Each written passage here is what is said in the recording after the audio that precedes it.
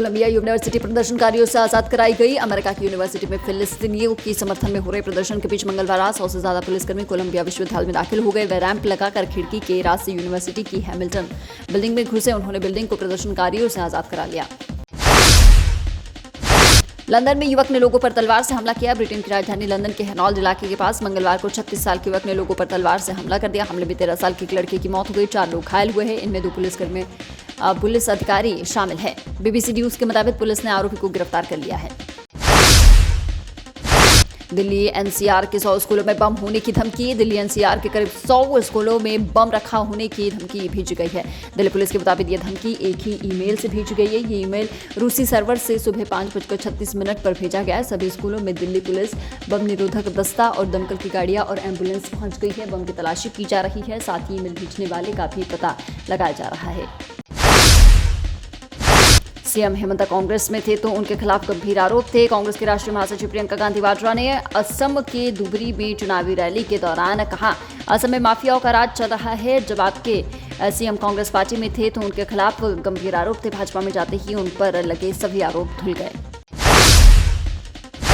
भोपाल में हॉस्टल में 8 साल की बच्ची से रेप। भोपाल के मिसरोद थाना क्षेत्र में दूसरी कक्षा की 8 साल की बच्ची के साथ एक निजी बोर्डिंग स्कूल के हॉस्टल में दुष्कर्म का मामला सामने आया। बच्ची की दाल चावल में कुछ नशीला पदार्थ खिलाया गया, जिसमें वो बेसुध हो गई। होश आया तो एक व्यक्ति उसके साथ गलत काम कर रहा था, जबकि एक अन्य व्यक्ति पास में ही खड़ा था। घटना 4 से 5 दिन पुरानी बताई जा रही है। बच्ची 15 दिन पहले ही हॉस्टल में आई थी।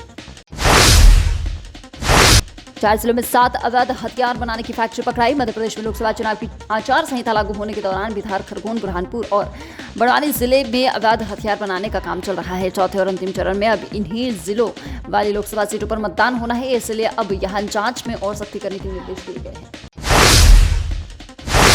इटली की टूरिस्ट से फ्रॉड, बोली विश्वास नहीं हो रहा। भारत घूमने आई इटली की टूरिस्ट से फ्रॉड हुआ है। ग्वालियर के युवक ने ट्रेन में उससे दोस्ती की। खजुराहो में 100 यूरो लेकर भाग निकला। यह रकम उन्होंने इंडियन करेंसी लेने के लिए एक्सचेंज कर ली थी। भारतीय करेंसी में यह करीब 9,000 रुपए होते हैं। उज्जैन के आश्रम में 19 बच्चों से कुकर्म। उज्जैन के दंडी आश्रम के आचार्य और सेवादार पर बच्चों से यौन शोषण के आरोप का केस हुआ है। आश्रम में पढ़ने वाले 19 बच्चों ने शिकायत की। महाकाल थाने में मंगलवार देर रात 12:30 बजे FIR दर्ज हुई। आश्रम के संचालक ने पुलिस बुलाकर आचार्य को गिरफ्तार कराया। सेवादार फरार है। गैंगरेप कर नाबालिग को नदी में फेंका, मौत। सागर की देहार नदी में मृत मिली 13 साल की बच्ची के साथ गैंगरेप हुआ था। ज्यादा खून बहने की वजह से बच्ची बेहोश हो गई। मरा समझकर आरोपी ने उसे नदी में फेंक दिया। पुलिस ने मंगलवार को 3 आरोपियों को गिरफ्तार कर जेल भेज दिया। इनमें से एक मददगार है। पुलिस ने उसे भी आरोपी बताया है।